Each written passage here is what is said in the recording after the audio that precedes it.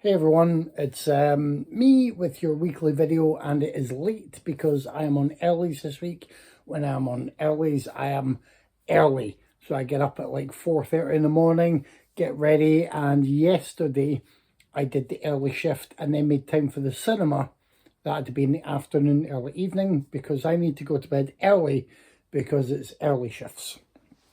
So it looks like the reported demise of cinema has been greatly exaggerated.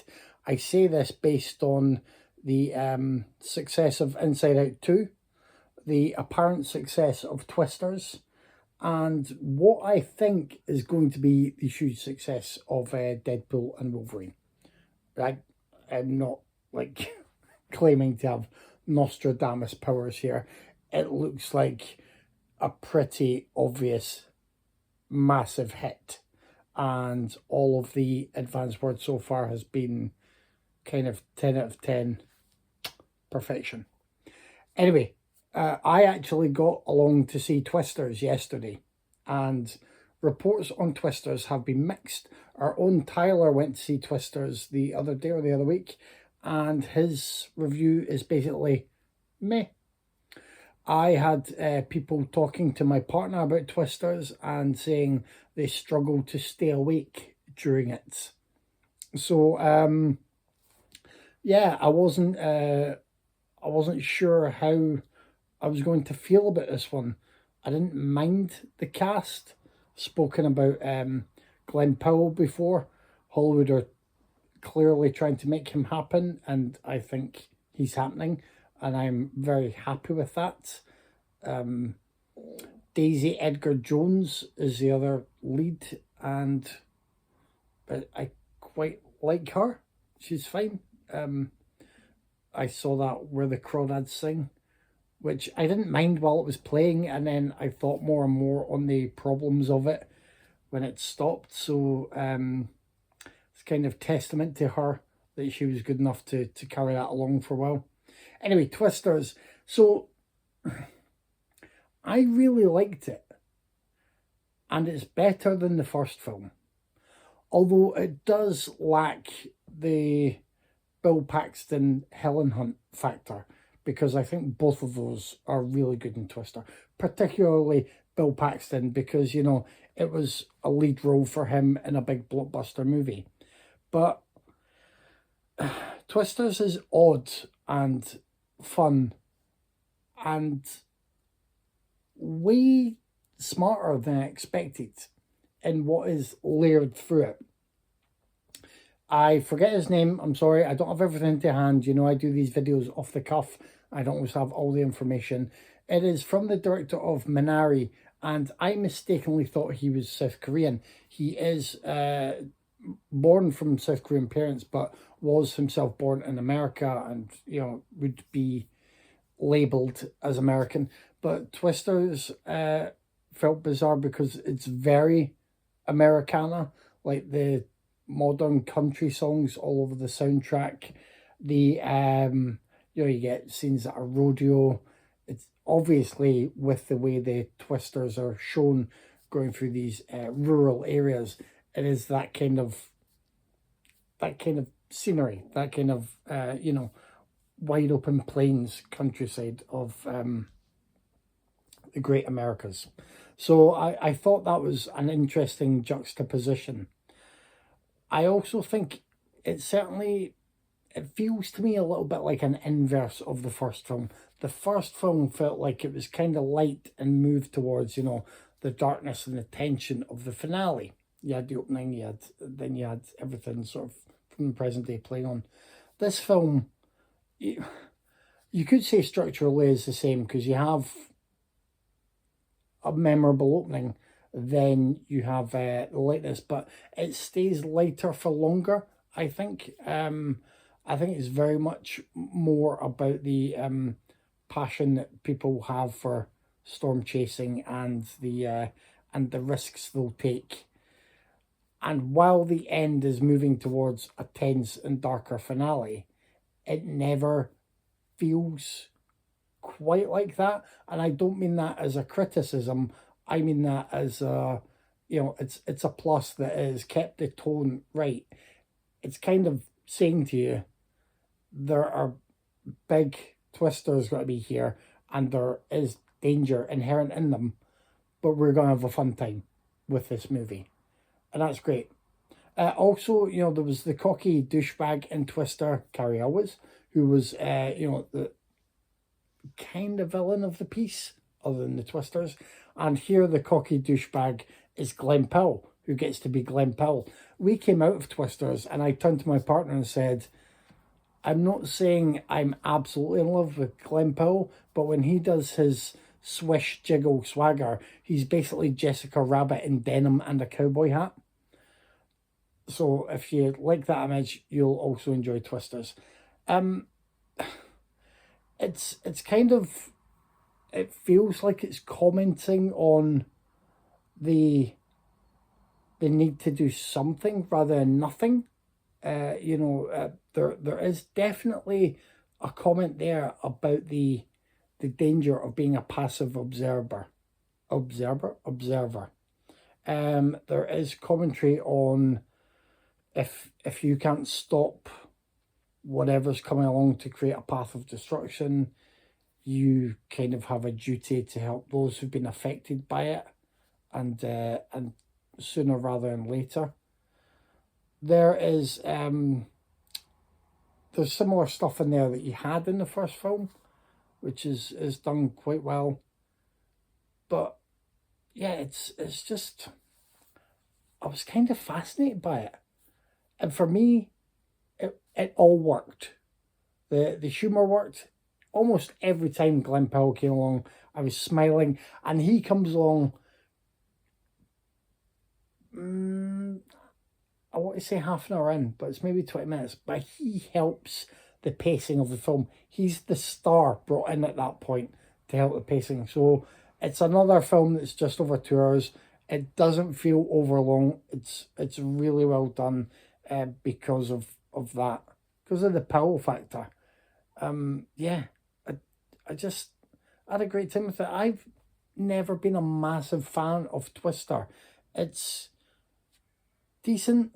It's an above average movie. It was a film based around the fact they could do a good selection of the special effects that they wanted to at that point. Yeah, it was a special effects movie, a blockbuster. It was fine for what it is. This film is an improvement upon it. It's just more fun. It has more layered through it in terms of commentary and wit. It has a good supporting cast with the people whose names I haven't written down right now.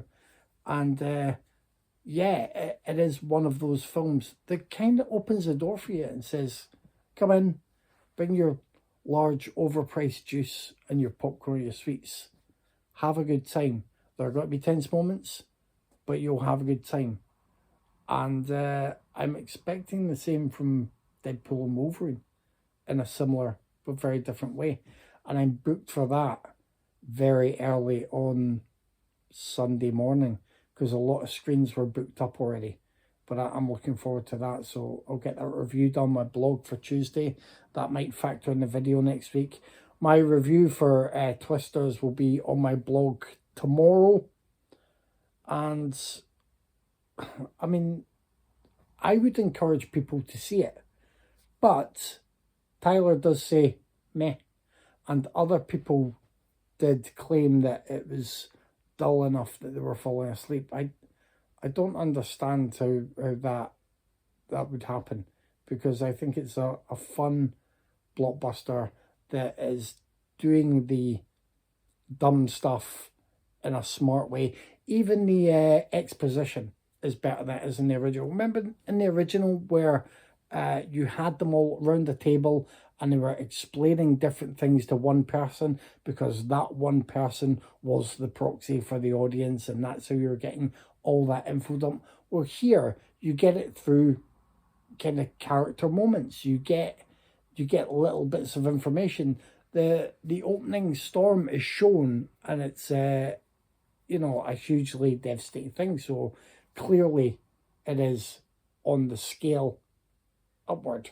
But then later on, the next scene, or the scene after, you get someone talking to people about the tornado scale, and showing where an F1 had gone at one point nearby, and oh goodness me, the wind and all that, and you're there realizing, yeah, that, if that previous storm was on that scale, it's probably an F5. It's brutal. I also really appreciated the fact that there's an opening sequence that doesn't then lead into the character jumping awake with a sheen of sweat covering them. It actually just faded out and then faded in with I think it was 5 years later. It's a few years later or 5 years later. I did think we're going to do a hard cut to someone waking up from a bad dream / memory of that moment, and they didn't do that. So that's a bonus point right there for me. I really liked it. I hope other people like it. If they did another one, obviously it would be Twisters with a 3 in place of the E. Hollywood, you can have that one. And I would probably be more enthusiastic about going to see it than I was about this one, because this one won me over by the end. So I'd be well up for the next one if it brought the same leads back and figured out a way to do something a bit different. That's it. This week on the podcast is our special. It's a Jean Rollin special. I've been gazumped again. It always happens. Tyler wanted a Star Wars special because he had certain favourites he hoped we'd watch. Of course, we picked 2 Ewoks movies. Did we pick the Star Wars Holiday Special? Anyway, we did stuff that, really basically made him cry, even though he tried to hide it well. I picked Jean Rollin, thinking we'd cover a number of his artistic, sumptuous vampire movies that he's best known for, and just his gorgeous works. And Dave has picked Zombie Lake. And Tyler picked The Sidewalks of Bangkok, which Tyler sent us a message saying, oh, here's a link, it's available on xvideos.com. If you don't know what xvideos.com is, don't Google it, because it's just porn, obviously. So I had to bring up a private window on my computer to bring up xvideos.com to watch the Jean Rollin film that Tyler picked this week. And there was still a lot of pop-ups. And I mean literally pop-ups. So that was quite the eyeful. And when my partner looked over, she got quite an eyeful too. Craig kept things a bit more classy with Night of the Hunted. And I went for whatever title I went for that. I've forgotten. I think it was Lips of Blood, that I couldn't recall having seen recently, and it turns out I saw it quite recently, and I was confusing it with another Jean Rollin film. Anyway, get your Jean Rollin on, and if you want to see some of his better films given great care and a great presentation, I've probably shown them in some of these videos, but the indicator releases are gorgeous and have all of the extra features and the information, the contextualization that you expect from them. So I highly recommend those. I recommend them more than going to xvideos.com to watch Sidewalks of Bangkok. But I did that too. So, yeah. Until next week. Bye.